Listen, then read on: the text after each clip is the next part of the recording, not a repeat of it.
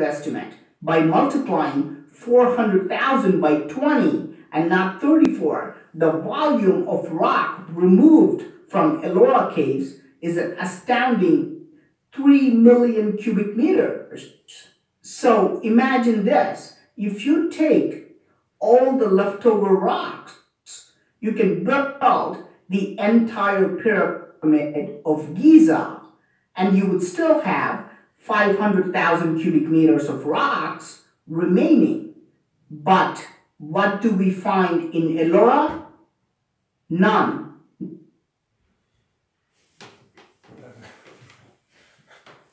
Another mystery. How did they? And that's what I have to check. But especially this Kailash temple is one of the wonders. It's I believe it's on UNESCO's list of preservable World Heritage sites, and it's an enormous temple, and that's why I said it might be bigger than the Sphinx. That might be a bigger sculpture than the Sphinx, but I would have to check on that.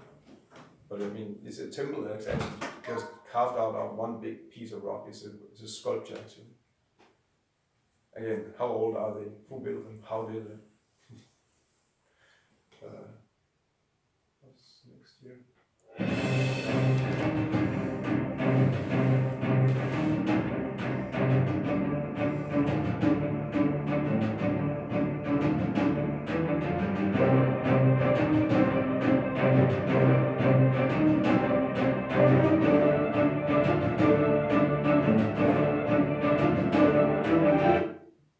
Idea what this is about? Electricity from the lemon or something. Yeah, it's I'll explain a little more here.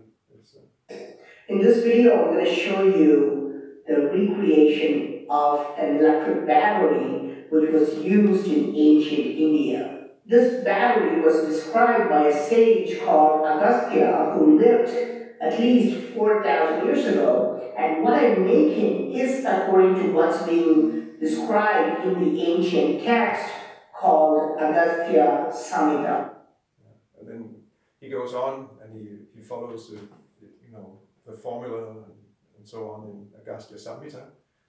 Just for some saving time, I cut off some of the technical things, but after he follows the directions, and this is so you can see that what's mentioned in the ancient text is actually capable of making electricity. Remember, we read in history books that the electric battery was created just 200 years ago by a man called Alessandro Volta. But Sage Agastya created this battery at least 4,000 years ago. But what's really strange is that Alessandro Volta uses pretty much the same materials for creating the quote-unquote very first battery. He uses copper, zinc, and instead of using copper sulfate, he uses sulfuric acid. Now, going back to the ancient text, Agastya says, use 100 containers and you can create a very effective force. Here, you can see that I've used 3 pots in series, and you can see that the voltage increases up to more than 3 volts. Now, if I connect a small LED bulb, let's see if it works. There you go. You see, the small LED bulb actually glows with just 3 of these pots. This is a very interesting point that the ancient text mentions using multiple cells in series to increase the voltage. The natural question is, why was this used? Why did ancient people use multiple containers to produce high voltage electricity? Did they use it for lighting purposes, just like modern days? How are we doing with time? What's the time now? 20 past 6. 20 past 6. Oh, okay. I think I have time for. I mean, there's so many things all over India like this. And My answer is what he said about using it. What was the point with using Oh, it? he just suggested, why did they make batteries? Was it for lightning? That was what he said. If it was not for lightning. No, he said, well, did they use it for lightning? That's what he Okay, asked. it was just a question. Yeah. Polishing the stones. Maybe. Or maybe to make all their, maybe they use batteries for cave paintings. You have also, I'm not mentioning that here, but you have cave paintings, which are also like 20... Cave paintings, 20,000, 30,000 years old. You know these paintings of animals and buffaloes and like that, I mean from Europe like that. They're obviously, seems like it's from a hunter civilization, but very advanced painting actually on like that. The mystical thing about them is it's inside caves where it's pitch dark black. How could they see? You'll think, okay, they brought torches, but there's no soot on the ceiling. There's no trace of the ceiling. There's been fires inside there. So that's actually a mystery how they.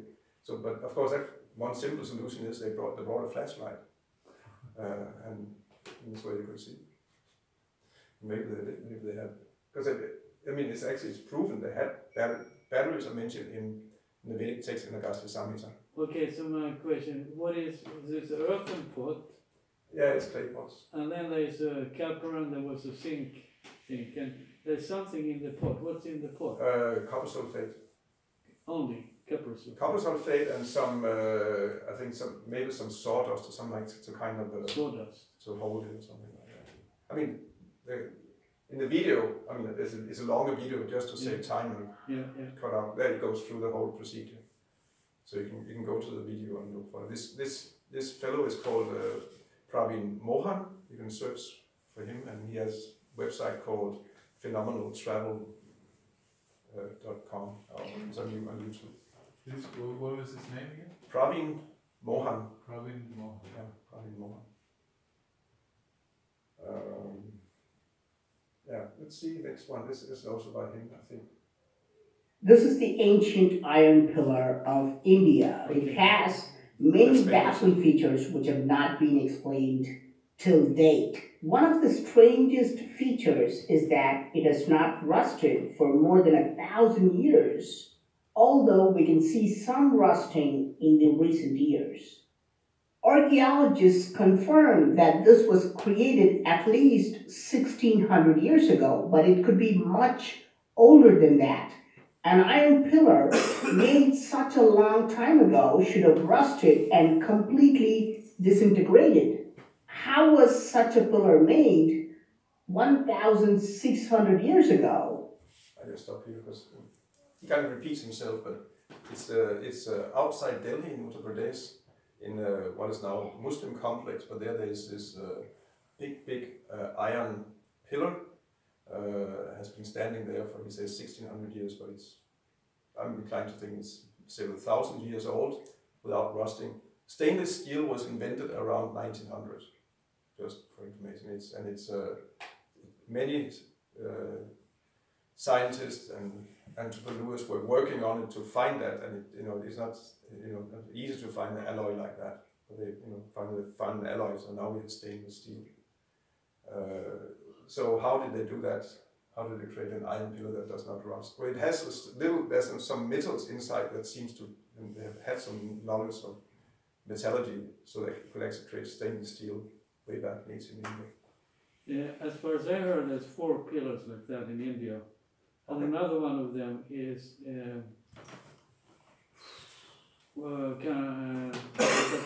Karnataka, close to where one devotee has a project. Okay.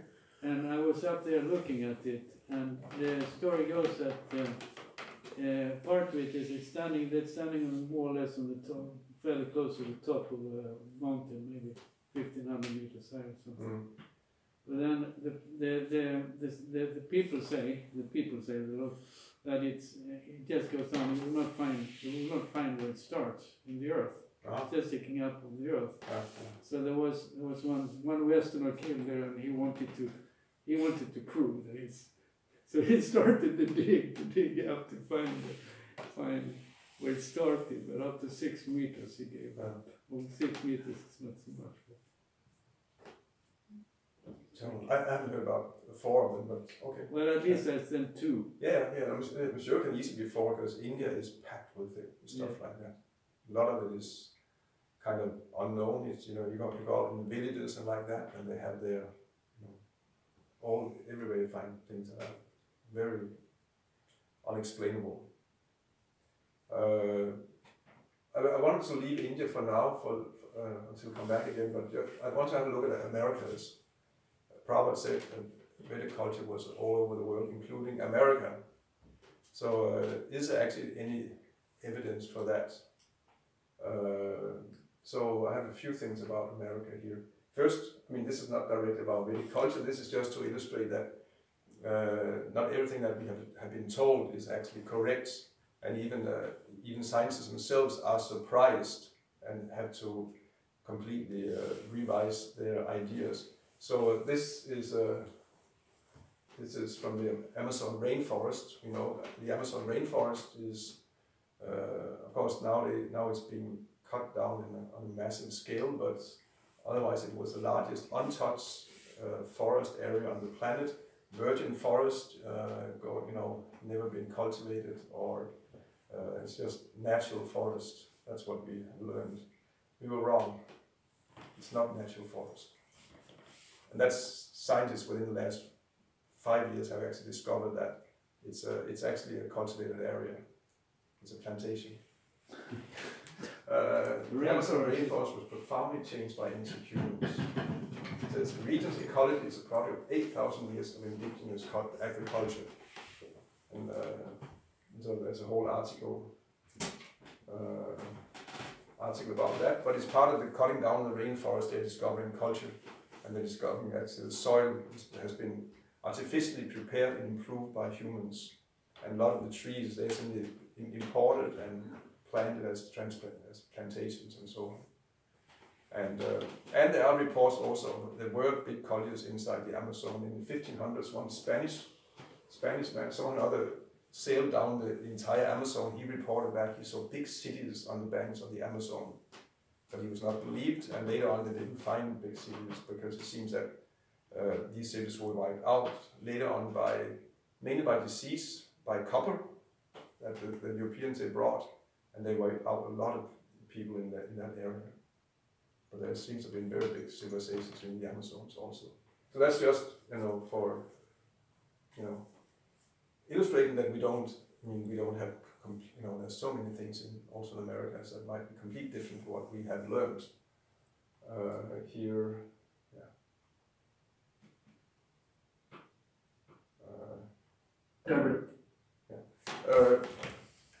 So, America.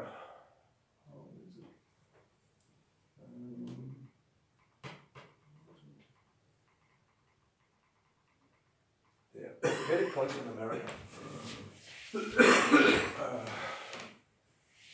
is let's see. Of course, there are so many. America has these great cultures, pre-European cultures: Incas, Aztecs, Mayas, Olmecs, Toltecs. You know, there's so many of these advanced cultures. Did they arise independently of the rest of the world? That's what the conventional archaeologists are claiming. But actually, there are many things that actually are many similarities between Vedic culture and what actually you see in America. And one example is that in 1995, India's leading Stapati, traditional Vastu architect, he went to America and he measured different sites in America, most famously Machu Picchu, but also some Mayan sites. And he discovered that they are built according to Vastu. Actually built according to Vastu, which is very specific. Son of with the text here, Sri Ganapati Stapati read Devarajan's facts to our Hawaii editorial office from Machu Picchu, high in the rugged Andes Mountains of Peru, South America. I said, and he has just measured with tape, compass, and a layout story pole 2 ancient Incan structures of Machu Picchu, a temple and a residence. He has confirmed that the layout of these structures, locations for doors, windows, proportions of width to length, roof styles, degree of slopes for roofs, column sizes, wall thicknesses, etc., all conform completely So the principles and guidelines as prescribed in the Vastu Shastras of India, residential layouts are identical to those found in Mohenjo-Daro. The temple layouts are identical to those that is building today and that can be found all over India. So, I mean, there is evidence like that. Mohenjo-Daro? They're the same thing was there. I mean, apparently they were also according to Vastu, so that must have been a Vedic city also. I don't know if everyone knows Mohenjo-Daro, and they are Mohenjo-Daro along with Harappa were the first cities of the Indus civilization that were discovered. Later on, especially within the last decades, they have found actually hundreds and hundreds more cities like that. And they are 4,000 years old and more, something like that. So here's a comparison between, to the left, some temples from India and some what they call temples or pyramids in South America. You could maybe, I mean, there are hundreds of temples in South America like that, Central America, and they're very much similar in shape. Is that there's a chance? But then you have one interesting example is that you have a game board in India called Pachishi. You have the same game board in America before the Europeans came. They call it Patol in Mexico. What's Mexico now? Someone knows Pachishi? No, I don't know. And on many of the American temples, actually you find also faces of elephants, trunks of elephants. And when you compare, here they are, something like that. They are Indian elephants, they're not African elephants, you know, according to the head. So there are many, and they're not mammoths. They were, they had the shape of Indian elephants. Here is a drawing from what's called Mayan Codex. Someone probably know what exactly this is from Mayan culture. Something that looks like the churning of the milk ocean if you actually study it closely, let's say. Oh yeah, that's yeah. So anyway, I mean, there are many. I mean, this is just a couple of examples, but there are many things that are similar between Vedic culture and the first American cultures. And there are historians who are actually there's minority historians. Always you have in a scientific field, and then you have the mainstream, and they have the standard view. But then you find that always some little minority who have a different idea. There are actually historians, professional historians who are saying, actually the American culture are Hindus. They actually are Hindus. The Americans. The American cultures, Incas and so on, they were Hindus. Like there was one early explorer from Humboldt. You probably don't know if you know his name. Was he German? Yeah. So he said they're Hindus. The American cultures are Hindu cultures. And anyway, there's so much you can. I mean, you can a lot of material, a lot of evidence that we're dealing with, that they were connected, and that and how they were connected. Aside from Vimalas and mystic powers and like that, actually, they had ships sail across the Pacific Ocean, maybe the Atlantic also. India had very advanced, that's known, India had very advanced ships, big ships, these 2,000 years ago. 2,000 years ago, India had ships that were bigger, or as big as the one Columbus used to go to America. I think that first, like around 1800, did Europe come out, because you were able to build ships the way that they had ships in India around 2,000 years ago. So Indians and Vedic culture were definitely a big seafaring nation. And it would have been no problem for them to sail across the Pacific, and they must have done it.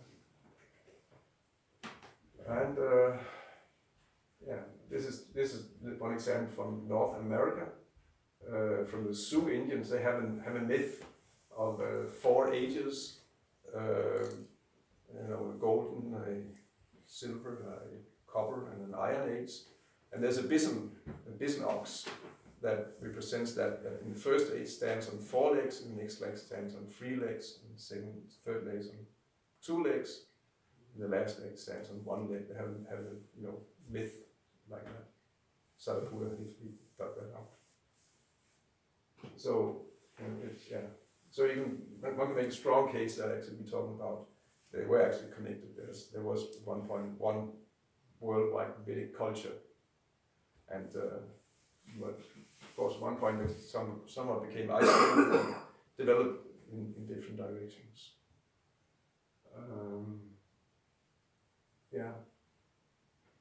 Back to India, back to dating the 8th Mahabharata.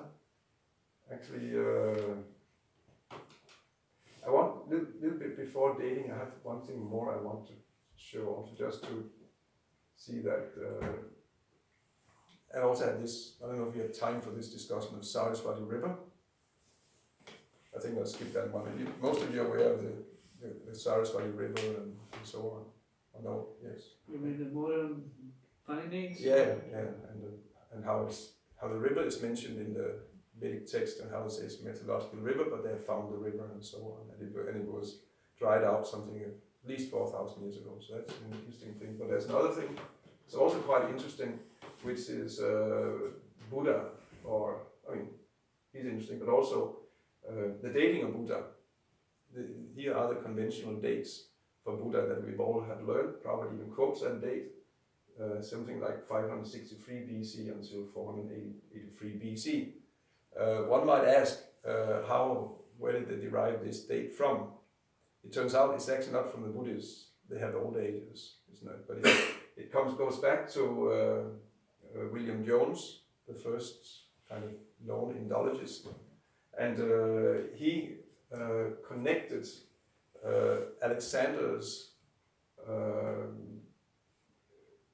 conquest and coming to India with his meeting King Chandragupta. I think we've learned that Chandragupta stopped the onmarch of Alexander. So the date of Alexander is known, precisely. So then William Jones thought that then it's easy. Then we have Chandragupta, and we have the date for Chandragupta, and then from Chandragupta's dynasties, then we can calculate and we can go back to the Buddha and so on. And this is how the date of the Buddha has been derived. And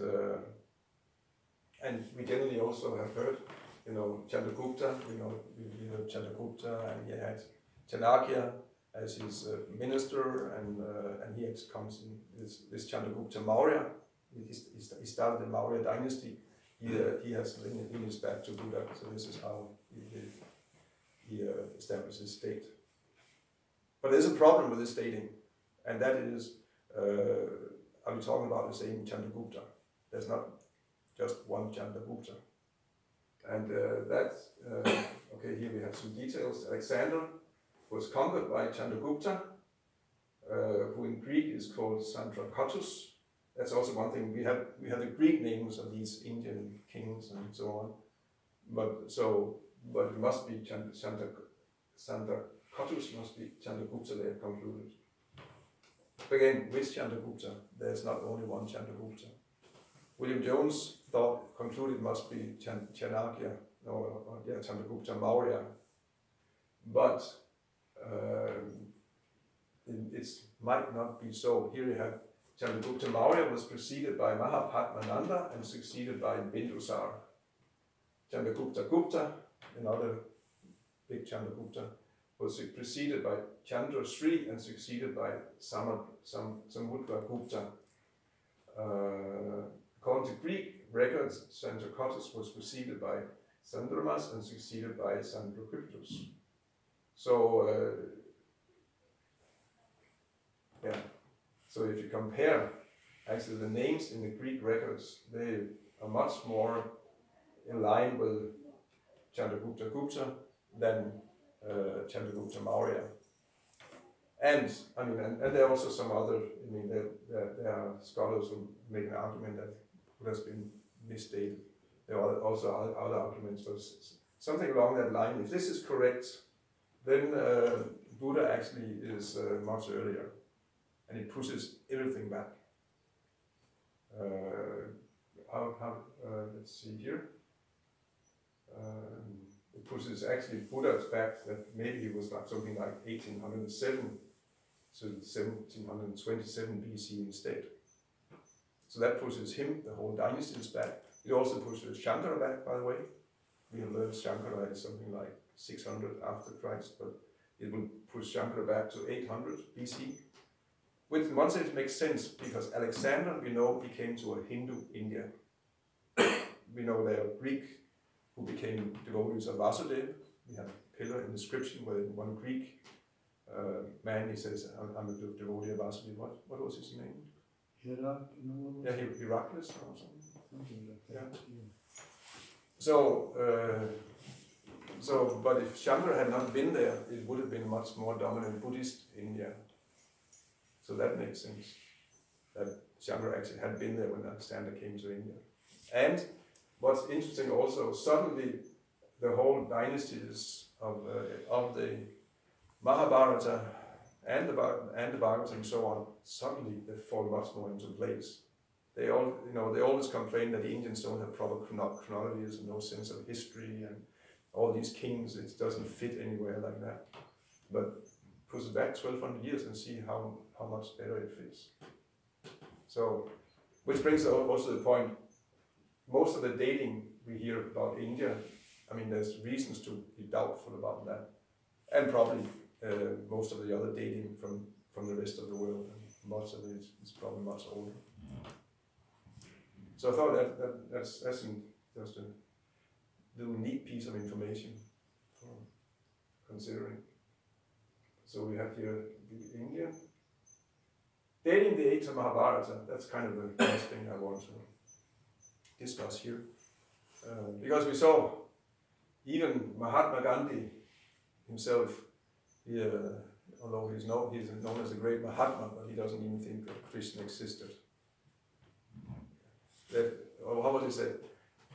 Thereby, I'm not saying that he didn't exist, I'm only saying he was mythological, wasn't something. But of course, so, but I mean, at least the authority of the Mahabharata, of course, many doubt it because of the dating of the Mahabharata. Mahabharata gives its own date, something at the beginning of the Kali Yuga, which is a little more than 5,000 years ago. But modern scholars, they give much younger dates, 2,000, 3,000 years old or something like that. Which is also one reason why many educated people doubt, anything that's in Mahabharata, since it can be so off in terms of its own dating. But is it off? Actually, is it off? One scientist, one astronomer, has actually investigated this, and his conclusion is actually the dates in the Mahabharata are correct on the basis of astronomical calculations. Let's see here, I have something. Yeah. Well, it says here, Krishna's mission to peace is so important that astronomical events in reference to that mission are recorded. Krishna leaves for Hastinapur in the Maitri Muhurta in the month of Kartik on the day of Revati Nakshatra. On the way he halts at a place called Vikastana and reaches Hastinapur on the day of Bharani Nakshatra. The meetings and discussions of peace go on till the day of Pusha Nakshatra, when Duryodhana rejects all offers of peace. War becomes imminent. Krishna leaves Hastinapur on the day of Uttara Palguni. Karna accompanies him in his chariot and has a long conversation with him. During the conversation, Karna describes some omens he has seen that indicate a great harm to the Kuru family, which include the following. And it's going to be quite technical now, but I'll try to explain afterwards. So it says, Shani is afflicting Rohini, Angarika has performed a retrograde motion before reaching Jyeshta, and is prograde again having passed Anuradha. The moon had lost all its luster on the full moon of Kartik, and a solar eclipse will appear to take place next new moon day. So yeah, Shani is Saturn, Angarika, how is it? Yeah, Angarika is Mars, and Rohini and Anuradha are, as far as they're two stars, as far as I know, Aldebaran and Antares with our language. And so these are, here it gives some very precise constellation and planetary positions, and which can be calculated. And then of course then it's mentioned the moon had lost its luster on full moon. That means there's a lunar eclipse, and it's followed by a solar eclipse in the next new moon. So I mean there's some very precise information here. Yeah. Just can everyone follow what's been talked about here when we talk astronomy? How familiar is it? Something. Someone needs explanation for what actually to talk about stars, planets, how they move. I mean, we have of course, when you look at the night sky, you have what is called the fixed stars. They do.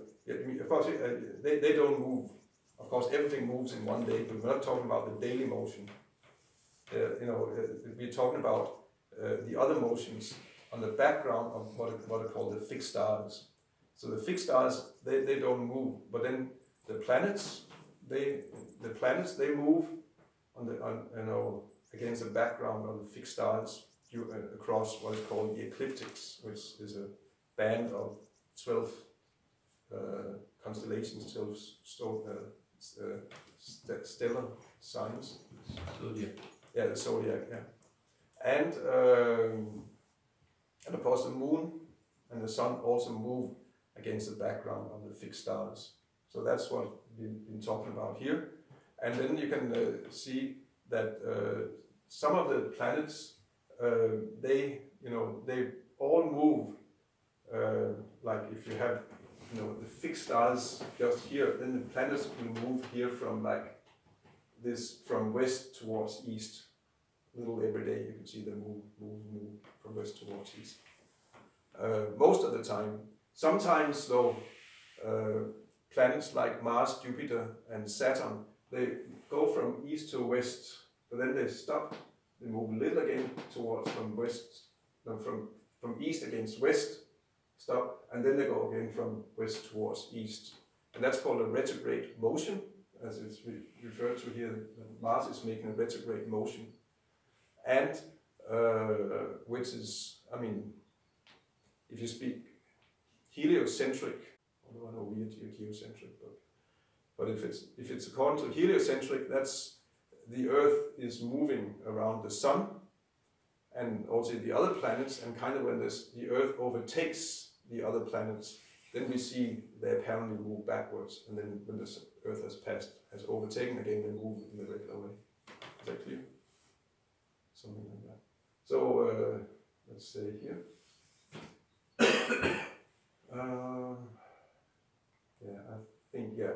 Okay, so that was just a preparation. I have now here.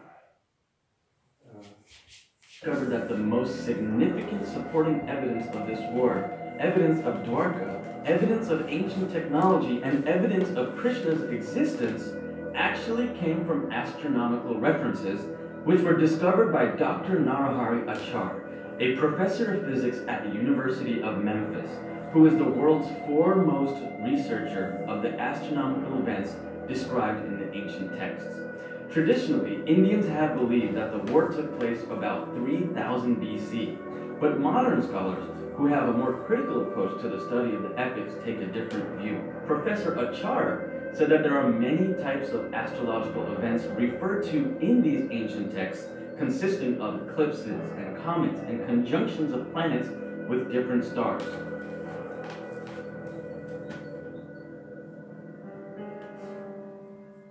The most intriguing part of these astrological events is the appearance of two fiery comets. Professor Achar identified in the Mahabharata that there were two comets with blazing coppery red heads. These two comets were mentioned in not just one book, but two of the books of the Mahabharata, namely the Udyoga and the Bhishma Parvas. In conjunction with these comets, he noted that the texts also mentioned that Saturn was at Aldebaran and that Mars performed a retrograde motion near Antares. Professor Achar then used several different pieces of astronomy software to determine the date in the Mahabharata and the existence of Dwarka. These pieces of software enabled him to view the night sky as if it would have appeared any time in the past, and so he painstakingly reproduced the exact night sky for every single reference in the Mahabharata. A lunar eclipse occurred in the month of Kartika and took place at Pleiades, which is located in the constellation of Taurus. After this occurs, the Mahabharata mentions that it is followed by a solar eclipse near Antares. Dr. Achar took this evidence and searched for the years 3500 BC to about 500 AD and found there are 137 such conjunctions where Saturn is at Aldebaran. When we see Saturn's transit at Aldebaran, it's usually an event which is even today considered by Indian astrologers to be associated with great wars and violent events. Dr. Achar then searched for years in which Mars performed a retrograde motion near Antares.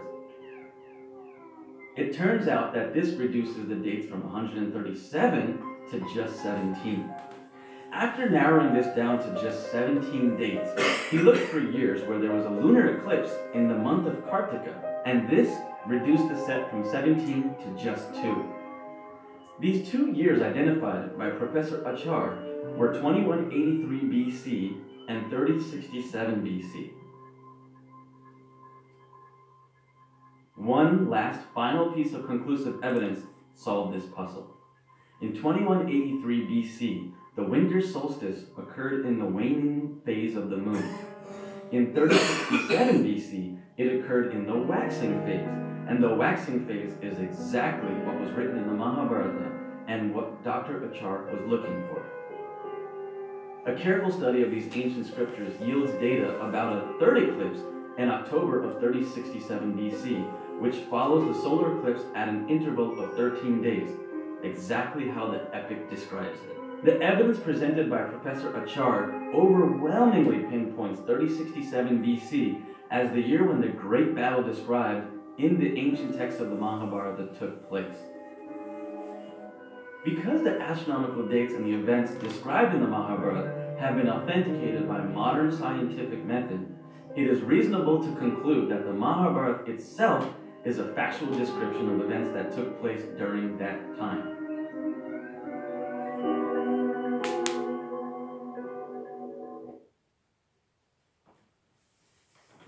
Any question or comments? That was the last thing I had. When was this discovered? With astronomy, and I think it's 2005, 2007.